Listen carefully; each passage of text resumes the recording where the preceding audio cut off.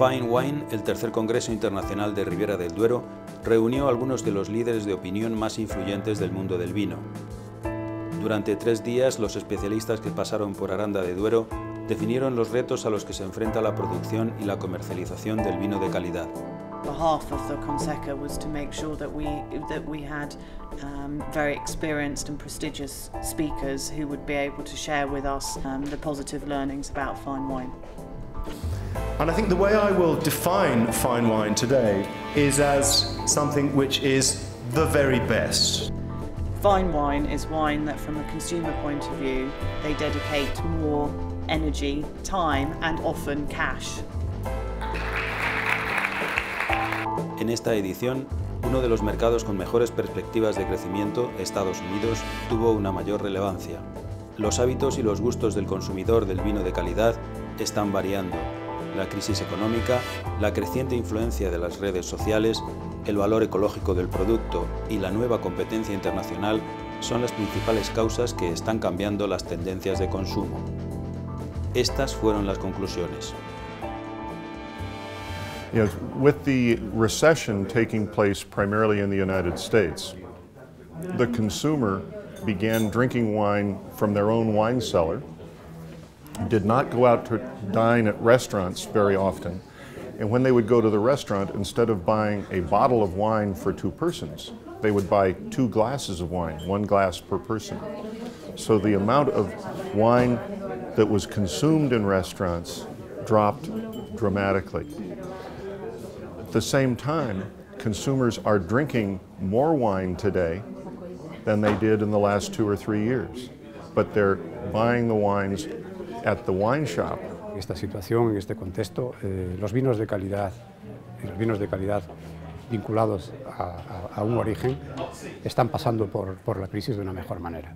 Es decir, estamos notando que los vinos de denominación de origen cada vez van teniendo un mayor porcentaje de participación en el mercado, sobre todo en el mercado interior. Y en ese sentido, pues Ribera se ha comportado de forma similar. That consumers are becoming less and less loyal to specific wine brands, and they weren't that loyal to start with anyway. Why? Because the retailers are and in the restaurants and the bars are reducing price, increasing promotion, increasing buyer's own brand, own label. So the power of the wine brand at a mainstream level is significantly reducing in the marketplace, which means that the competition from a producer point of view is getting more and more tough. Also, in all major markets, more and different types of wine are increasingly available as producers are looking for more and more routes to market and going to markets that maybe were not traditional for them. Los datos que tenemos, aunque hay que analizarlos con prudencia porque los periodos deben ser más largos para sacar conclusiones, pero sí podemos decir que las ventas acumuladas a 31 de marzo en relación con el mismo periodo del año anterior pues son de un 16% de incremento, lo cual pues nos anima a pensar que probablemente haya un repunte.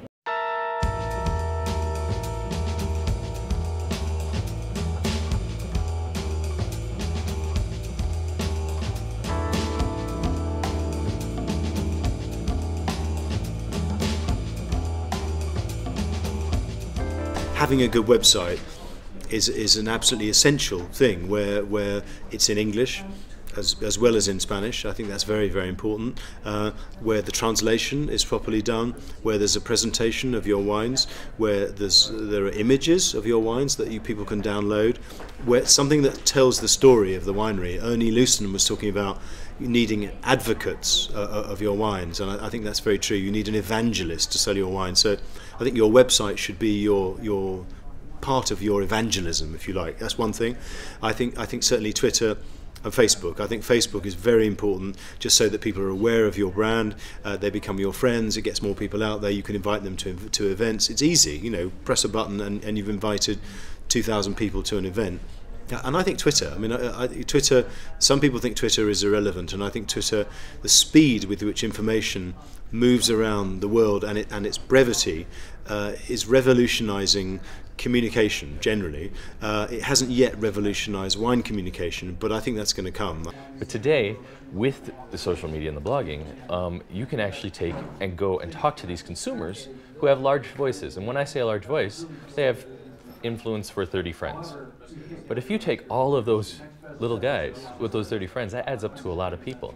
And so talking to these individuals with respect, as much respect as you give to somebody like Parker, it makes them become even more loyal and really put value in your brand.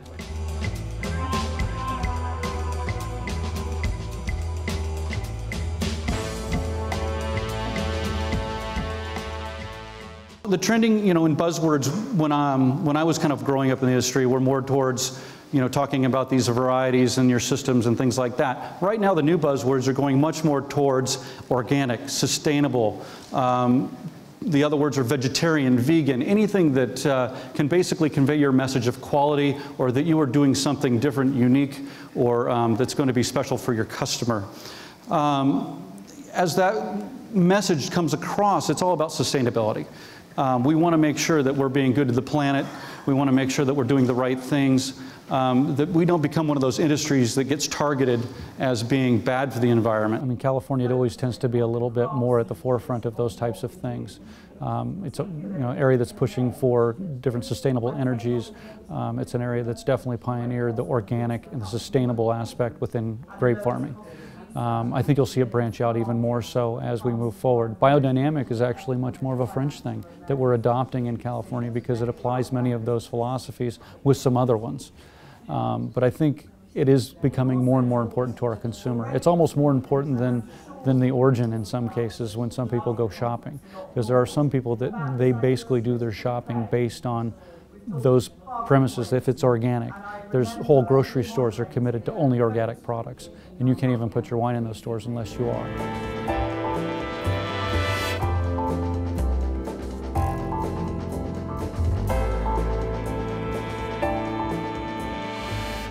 Has there been an enlargement of the world of fine wine? Well, of course there has. We have California cults now. We have wines from Washington State, from Piemonte, from Tuscany, from Ribera, obviously, from Priorat, from Rioja, from the Duero Valley, from the Rhone, from Australia, and from Austria. In other words, good wine, fine wine, I think my new definition of fine wine can come from anywhere. So what is the future of fine wine? To be different. To express, if you like, your terra, your land, your earth. Like everyone, Americans are compelled by personal stories. The idea of a particular winemaker having a lot of, having his life or her life, something that's very interesting or quirky about how they became winemakers, how they fit within a new trend. Y no hay que enseñarlo, y hay que darlo a probar, y hay que transmitirlo. O sea, usted compra un coche y usted jamás pregunta quién es el que está detrás de ese coche, quién lo ha hecho, quién es el presidente de la compañía o quién es el ingeniero que lo diseñó. Sin embargo, la gente cuando prueba un vino quiere saber quién está detrás. Spain is still, aside from Rioja, lumped together as Spanish wine, not Galicia, not Ribera del Duero, not you name it. So I'm happy to say my consumer makes a little bit more of a distinction, but the promotion of regional culture, regional tourism, regional cuisine is what's going to make for success in the market, in the American market from Spain over the next years.